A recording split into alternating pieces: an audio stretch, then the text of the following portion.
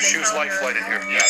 This is Natalie and John Shirella, the parents of Mackenzie Shirella. Just hours earlier, they were informed their daughter was involved in a devastating car accident and that she was transported by helicopter to the nearest hospital. However, what they're about to hear from this officer would change the course of their and Mackenzie's life forever. Okay. No. You want to sit down? Oh, dear. I say this. Progress in Alameda, car into a building. 2 are deceased in the vehicle. Daughter's driving. Who died? Mackenzie's boyfriend, Dom Russo, as well as their friend Davion, were pronounced dead after the crash, making Mackenzie the suspect of a potential double murder. However, police had their doubts. Most assumed that this was simply the result of a tragic accident on Mackenzie's behalf.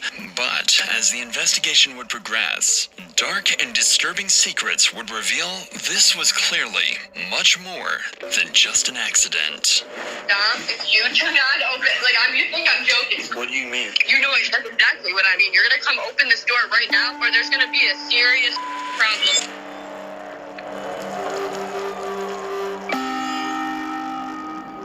Around 1 a.m. on July 31st, 2022, Mackenzie, Dominic, and Davion were at a house party in their local town.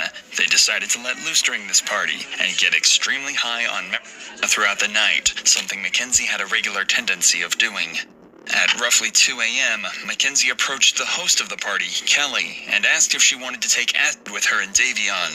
This was a strange confrontation for Mackenzie since Kelly had never even heard her talk about acid, let alone use it. Kelly denied the offer, and Mackenzie, Dominic, and Davion left the party shortly after. Dominic then drove them to another friend's house, where they just relaxed and watched South Park for the rest of the night. Everything was normal. It seemed like a regular night out for some college kids. And at precisely 5 a.m., the group left and went to drive back home. Here, Dominic's friend Davion asked if he could get a ride home, but Mackenzie insisted they were in a rush and couldn't. However, Dominic told Mackenzie to relax and let Davion hop in the back of the car. A decision that would forever seal their fate. The drive started out as normal, and both Dominic and Davion dozed in and out during the ride. However, suddenly, Mackenzie takes a different route, one that leads completely opposite of Davion's house, one that, just a few days earlier, she spent hours circling around, and without any hesitation, she stepped on the gas. Going over 90 miles per hour, Mackenzie flew past street cameras, and just out of the camera's view was a large brick building, and Mackenzie was heading straight towards it. Mackenzie miraculously survives the crash, barely, but still breathing. The others were killed instantly. The crash would remain unknown for 45 minutes until a local Samaritan spotted the wreckage and called Strongsville police, who quickly reported to the scene. This footage has been given exclusively to Dr. Insanity by Strongsville police. Viewer discretion is advised.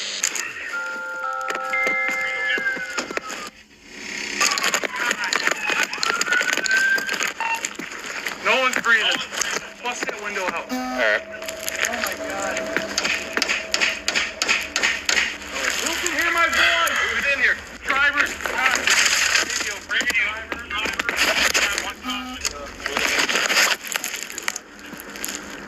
Holy shit, man. Hey. This is bad, guys. She's alive. We gotta get her out. Here, alright. Reach up and unlock this door. Let me see your knife. Let's cut this thing out.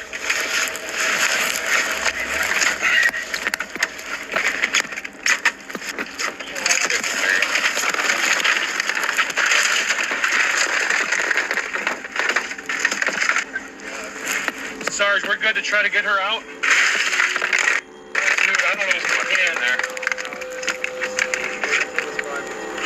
Let's see if we can get some IDs, guys. 24, go ahead. You look younger? Oh, yeah, they're all pretty young. Oh, my God. Jesus Christ. This is the worst I've ever seen. I don't feel anything. I don't feel pulse. She's breathing. I saw her stomach. Her stomach's... Oh, yeah. Yeah. We got 2 that are gone. Yeah.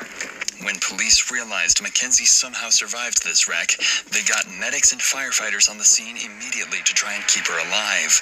I mean, either she's drunk or high, or she just isn't from here, was going way too fast and didn't know where the road ended. It looks like they even went off the road up there. They did.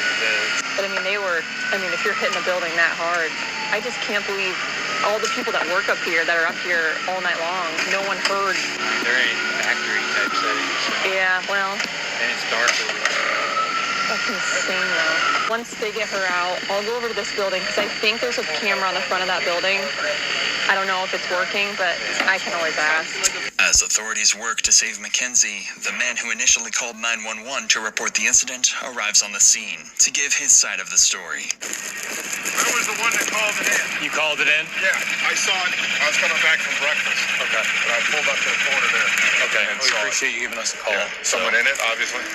Yeah. Yeah. All right. Yeah. So, That's a bummer. I didn't want to get stuck, and I'm like, I don't know what's going on. right. No, I appreciate you giving us a call.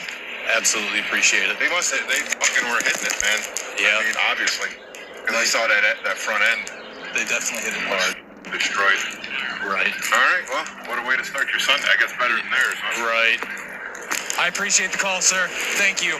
It's clear the driver was recklessly speeding before hitting the building, so police are quick to collect evidence and figure out the names of everyone in the car and what truly happened leading up to the crash. Grab everything over here. We'll just take it back to the property room. You want me to just take the whole bag? Yeah, throw it all in there, Wyron. Anything relevant?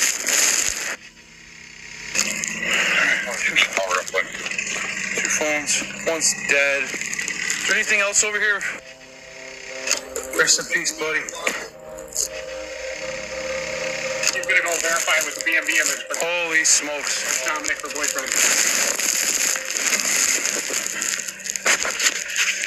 Okay. How old is Dominic Caruso? 17? 19? All right, guys, I'm turning off. I think that's it. I don't see anything else, you? All right. Inside the car, police identified all the suspects and found multiple bags of weed and other marijuana devices in Mackenzie's bag, as well as psilocybin mushrooms. Thankfully, Mackenzie survived after being transported by helicopter to the nearest hospital. Her parents were called to inform them of the incident, and they rushed to the hospital. Unfortunately for them, all they knew was that Mackenzie was in an accident, and this officer is going to have to break everything to them. What did they tell you? Nothing. Okay. She was life flighted here. Yeah, I wouldn't know that. Okay. No. You want to sit down? Oh, my God. Way to say this. Progress Alameda, car into a building. 2 are deceased in the vehicle. Daughter's driving. Who died? I don't know whether there's one that we don't know. His name's Jacob. Does anyone know Jacob? Dom? No, stop. Let him talk. Guys, I know we've been dealing with this. Your daughter's okay. She's talking to us. I talked to her. Okay? Your daughter's alive. Okay? Your daughter's alive. She was driving. Okay? What was that? Jacob and who? I think, what's the name you said? Dom? It might be. Oh, my God. Stop. What's his relation to you? My boyfriend. Okay. Yeah, then Don was in the car. Stop. What? Are you kidding me? It's right now. It's an ongoing investigation. Speed is definitely a factor. So are drugs. Dom is dead? Dom is dead? Is that what you're saying to me? Look at me. Is that Dom is dead? There's always a way for me to say anything right now, man. This is a serious situation. Dom with curly. It's the same Dom. Maybe it's a different Dom. It could be a different Dom. Might be a different Dom. What's that? Does she know about their No, I don't. We're gonna keep it that way for. Okay, she's getting work done now. Okay. Call boss. Hey, so she's not gonna be up for a long time. She's in surgery. Oh God, help me. All right, I gotta talk to you one more time. Just gonna let you know where we stand as a police department, okay? Where we stand today, okay? Full transparency here. There's drugs in the car. She had a bag of mushrooms on her and a scale. Full transparency, guys. I'm sorry, I'm ripping the band-aid off. Okay? Drugs in the car. car. So she was awake, but not awake, so she put it back. In and out of consciousness. Getting fully extracted from the vehicle. IFD. I know she has a severe leg injury. Like I said, she was speaking, and she had her seatbelt on. The fact that Mackenzie was wearing her seatbelt while her passengers Dominic and Davion were not raises questions about her intentions. This detail suggests potential premeditation, as she might have anticipated the crash and taken measures to protect herself, indicating awareness of the impending danger. Yeah, that probably saved her life. 100% saved her life. She had a seatbelt up. I don't believe the others did. When breaking tragic news to the victims' families, police are trained to try and comfort the family as much as possible. While the Chirillas are clearly heartbroken, the officer did a good job of calmly explaining the situation and reassuring them that they know their daughter is alive and well. However, for the family of Dominic's, the task would be much more devastating, and they'll have to tell Dominic's father everything. Keep in mind, he currently doesn't even know his son was involved in an accident, let alone deceased. Try to take a seat. So, You know what time it happened at? no, we don't. Right now, what we do know 100% is somebody called it in, somebody passing by at around 6:15, 6:30. Called in, what, the car was dispatched somewhere? Yeah, so what it appears that happened is they were going westbound on Progress from Pearl Road. They went, Right here in Strongsville? yeah, in Strongsville. That business that's right on Alameda, right where Progress ends, that's dead ends right there. They hit that building. They hit the sign out front, and then they hit the building. Did they fall asleep at the wheel or something? Don't know. We don't know that. We don't know that. So 2 kids are dead, my son's dead, another kid's dead, Go and ahead. the girl's in the hospital? She's in surgery right now. Oh my God, huh, Chris? I mean, another family member or friend or anybody that you might want us to call on your behalf? No, this is a nightmare. Is somebody called in at 6:30 in the morning? Between 6:15, 6:15, 6:30, yeah. When they came upon it, passing it by. Yeah. Oh my gosh. This is horrible. She was in her car? It was in Mackenzie's car, yeah. Yeah. Oh my gosh. She thinking you guys don't know. We right now we don't know. She's in surgery right now, so we don't know. So A few weeks after the incident, Mackenzie left the hospital and returned to her normal life. She thought everyone concluded the crash was the result of a brutal accident and nothing further. It was even reported Mackenzie and her mother had applied to a Los Angeles modeling agency and had fully moved past the incident. What's even more disturbing is, on the Halloween of 2022, Mackenzie went to her first party since the crash. And her Halloween costume? A detailed corpse with fake blood smeared across her mouth. Mackenzie's parents even approved of this morbid outfit and said Mackenzie, quote, deserved some fun after the crash. It almost felt like Mackenzie was almost trying to let people know the crash had malicious intent, and she wanted to rub it into the world that she got away with her crimes. But little to her knowledge, detectives were working around the clock to figure out what really happened the night of the crash, and they would find far more than they could have ever expected. To factually solve this case, it's critical for detectives to understand exactly what happened leading up to the crash. Luckily for them, Davion's phone was connected to a safety app called Life 360, which allows friends and family of Davion to track where he is at all times. I just want to show you. Oh no, explain So it. this is when they were going down Progress Drive, and then you know how there was like tire tracks before it, like on that side grass.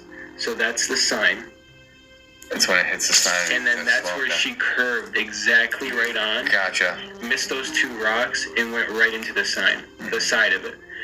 But I'm just confused on how the back of the sign was messed up. But she went right into that wall. Right.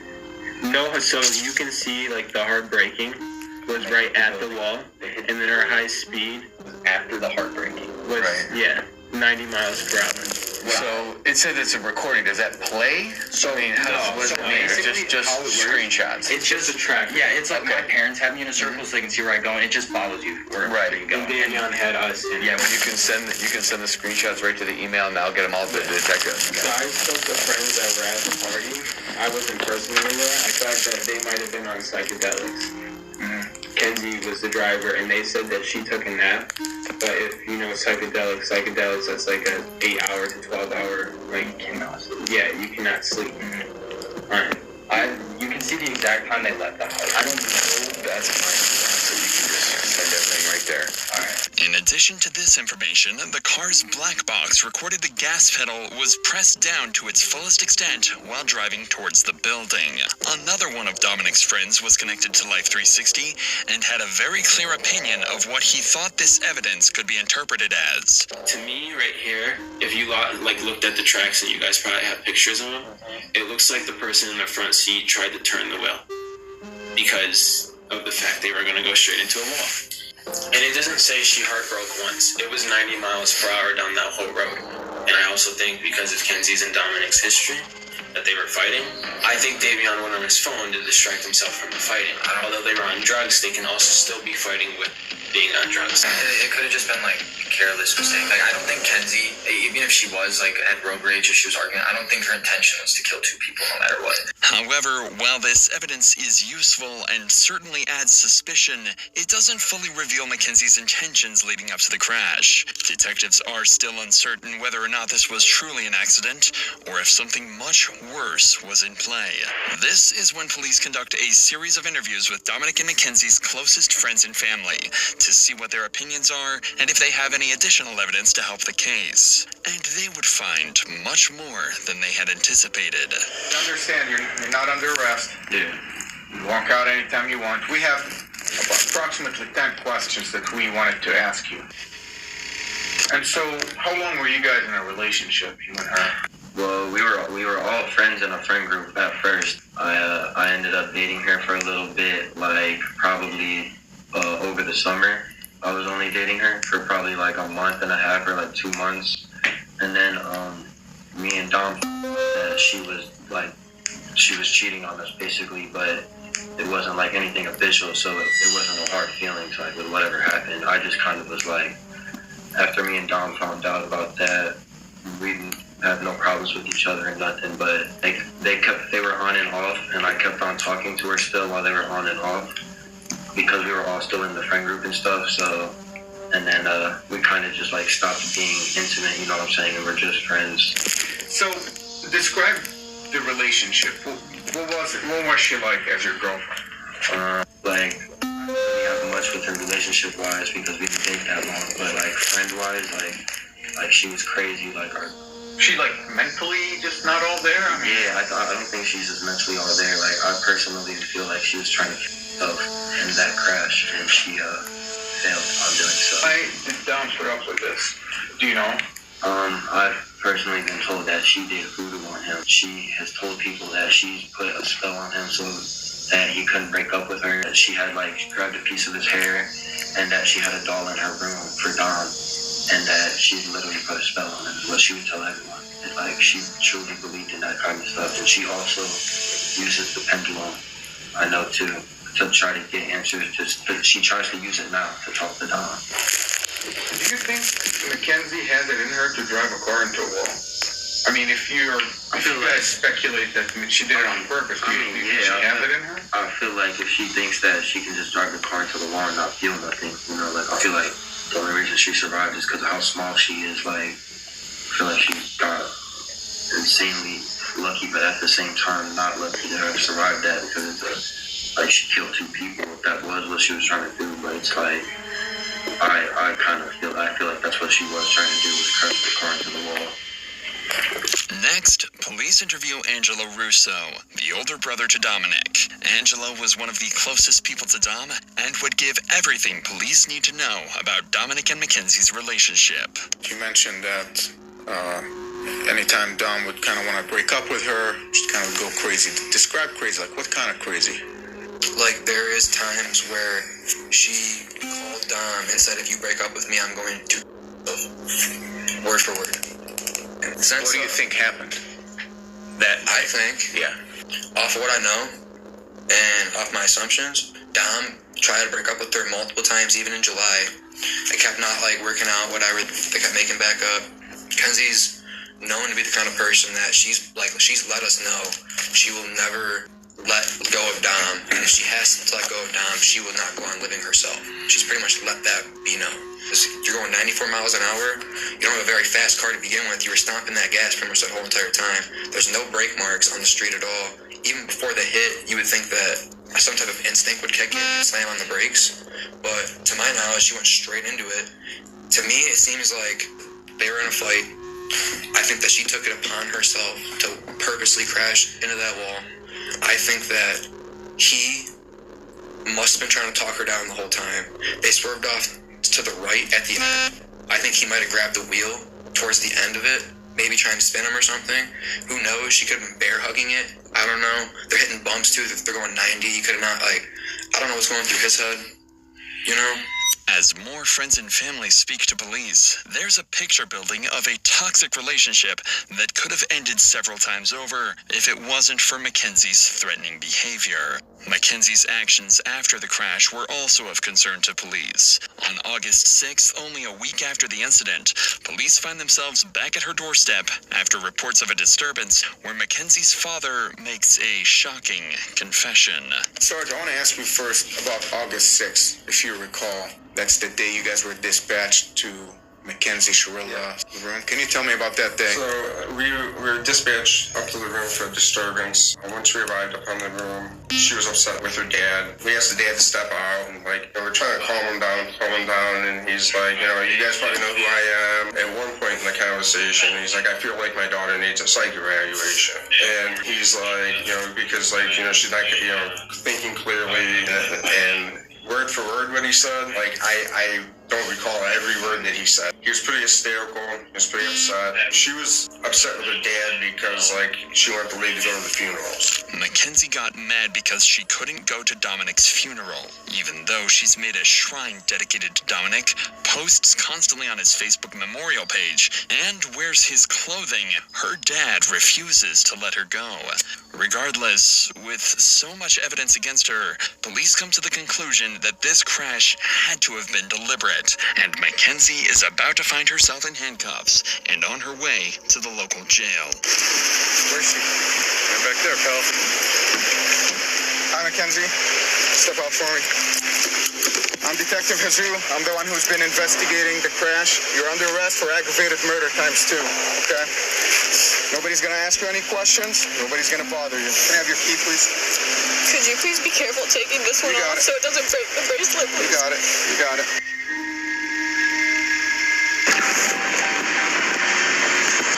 Recording. Mounted. Wi-Fi connected.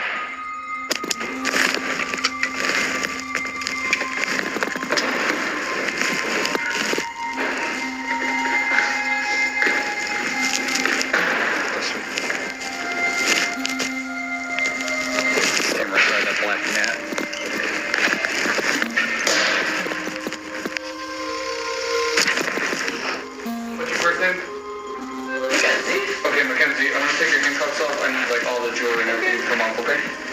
I can't wear any of it. No, I need you to take it off while you're in jail right now. When her parents find out she's been arrested, they head straight for the station and immediately confront and fight with the officers. But I need to speak to my daughter because you guys aren't allowed to speak to her at all. That's from the lawyer. All you guys did on the weekends is just, look, you all you do is go, hey, there's a warrant for her. We would have brought her right down here with no problem. She had an unbelievable. I mean, she's 18. Well, the warrant was issued today, so we had... Well, you could have made a phone call, couldn't you? You had your creeper out in front of my yard watching. So, she can't take it. She's an adult. She can't take any phone calls right now. Okay, well, I still need to speak to my daughter so she understands what her... Not to say anything to you guys. If you had to roll out the whole mask to pick up an 18-year-old girl that could hardly walk out of a hospital visit. Yeah, so we follow the law, and that's what we're doing today. Yep. Am I going to be able to have a 2-minute conversation with you? You cannot talk to her about issues. Why doesn't she get a phone she has call? legal If you rights arrest her, then. why don't she get a phone call? She was just brought in. They're going to process her. As soon as they get the time for her to make a phone call, she will be able to make a phone call. She's a lawyer. She does have a lawyer. She is 18 years old and she can speak that. Yeah, but she's a dumb 18-year-old that just turned 18. Well- And these guys are going to take advantage of her. She's not allowed to speak to you guys. I'm Listen, telling you that. her from attorney lawyer. can call us. Don't ask her any questions. She's not allowed to speak to you. Her parents don't want Mackenzie to talk and demand a lawyer is present. Mackenzie is going to need that lawyer, as she's going to have to face the consequences of her actions in a court of law. She's tried as an adult and decides not to be tried by jury, leaving her fate to a judge. Despite the defense's claims that she lost consciousness, the evidence against her proves this claim was a lie, and the prosecution believes she crashed the car as an easy way out of the relationship. The judge agreed, and on August 14th, 2023, Mackenzie's fate was finally sealed. This is the type of evidence you can never unsee. You can never forget the visual or audio of this exhibit. It's chilling and tragic. As you review that exhibit, you know that you are watching the oncoming deaths of two people, and there's nothing that will stop it. Exhibit 802 crystallizes the deadly decision-making of the defendant. She morphs from a responsible driver to literal hell on wheels as she makes her way down the street. The mission was death. Mackenzie alone decided to push the pedal to the floor and demand the ultimate speed of that vehicle to 90 to 100 miles per hour.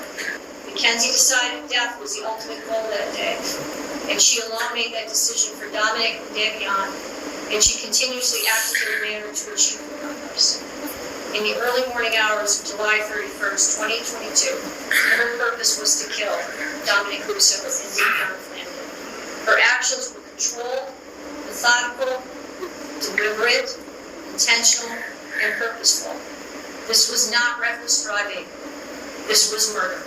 On August 14th, Mackenzie was found guilty on 4 counts of murder, 4 counts of felonious assault, 2 counts of aggravated vehicular homicide, 1 count of drug possession, and 1 count of possessing criminal tools. She's facing 15 years to life and is currently being held in the Ohio Reformatory for Women.